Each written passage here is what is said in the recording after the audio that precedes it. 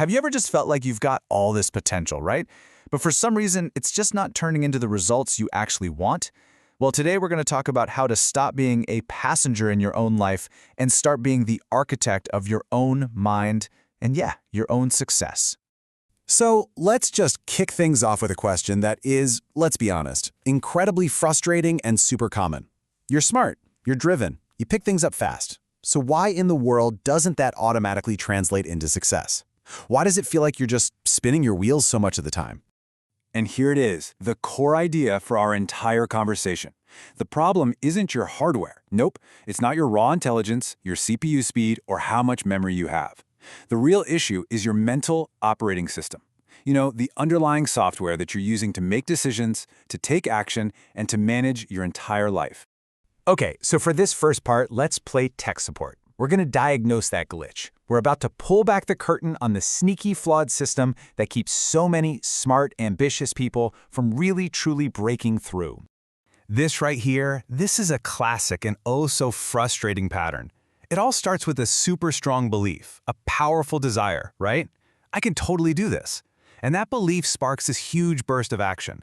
But without a system, without a structure, that energy just scatters in a million different directions. And the end result? Well, it's outcomes that just don't live up to what you know you're capable of.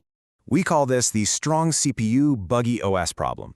Just think about it. You've got this incredibly powerful processor, that's your brain, but the operating system running the whole show is full of bugs. And what happens with a buggy OS? You get system lags, you get crashes, you get overheating. You end up spending so much mental energy just thinking and processing that there's nothing left in the tank for effective, focused action. So we've diagnosed the problem, now what? Well, now it's time for the solution. It's time to install a brand new operating system. And this is where we make that huge, fundamental shift from just being a passive thinker to becoming an active architect. The key, the absolute key, is to adopt a new identity, the personal capital allocator. Now, what does that even mean? It means you stop seeing your resources as all these separate little things, and you start seeing them as one single portfolio. Your time, your intellect, your money, your relationships, they are all assets, and your job is to strategically deploy them to get specific outcomes.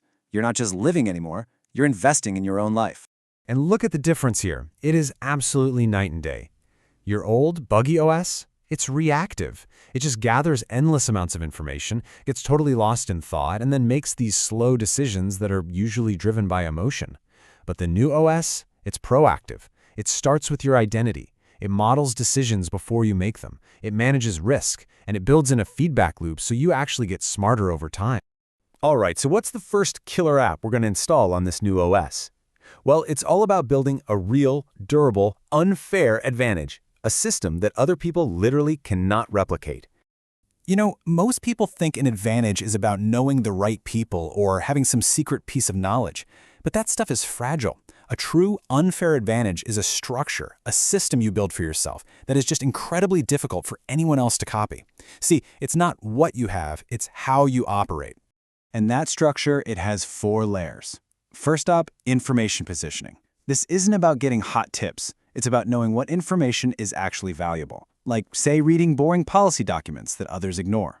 Second, a decision framework, having pre-built checklists and running through risk models. Third, and this one is huge, pressure resistance, that rare ability to stay calm and just do nothing when everyone else is panicking.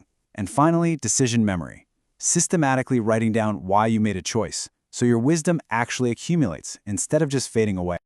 Okay. App number 2 for our new OS, designing a battle plan for your assets. Now, this isn't just about owning stuff. It's about commanding the entire field. We're going to use real estate as an example here. But seriously, this applies to everything you have. And this, right here, is a total game changer of a mindset shift. Most people look at their assets, you know, a house over here, some savings over there, and they just see individual pieces. But a personal capital allocator, they see the entire battlefield. They understand how every single piece works together, what its role is, its strengths, and its weaknesses. And this is how you map that battlefield. You categorize everything by its mission. Your defensive core, that's your survival gear, meant to stabilize you. The cash flow belt, that's the engine that fuels the whole system. The breakthrough point is where you take those calculated shots to level up. And then there's the danger zone, high-risk stuff you either avoid completely or handle with extreme caution.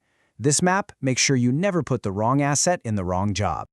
All right, so you've got a new OS, you've got some powerful applications, but every great operating system runs on a set of unbreakable rules. This last part is all about the discipline of system design. And this might be your single most practical tool, a pre-decision checklist. Before any major commitment of your time, your money, your energy, you run it through these 5 questions. Does this actually fit my identity? What is the absolute worst thing that could happen? Am I just doing this because of FOMO or ego? What do I really lose if I just do nothing? Will this make my overall position stronger or weaker? This checklist forces logic to win out over emotion, and it is your #1 defense against making really big mistakes. And that brings us to the crucial point of this entire explainer. It's right here. Real discipline isn't about willpower. It's not about gritting your teeth and trying harder. It's about designing a system, a new operating system for your life, with rules and structures that actually make it difficult to be wrong. Suddenly, success becomes the path of least resistance. And so, that leaves us with one final thought. We've gone all the way from diagnosing a buggy OS to installing a powerful new one. So the big question for you is this. Based on everything we just talked about, what is the single most important rule that your new operating system needs, starting right now, today?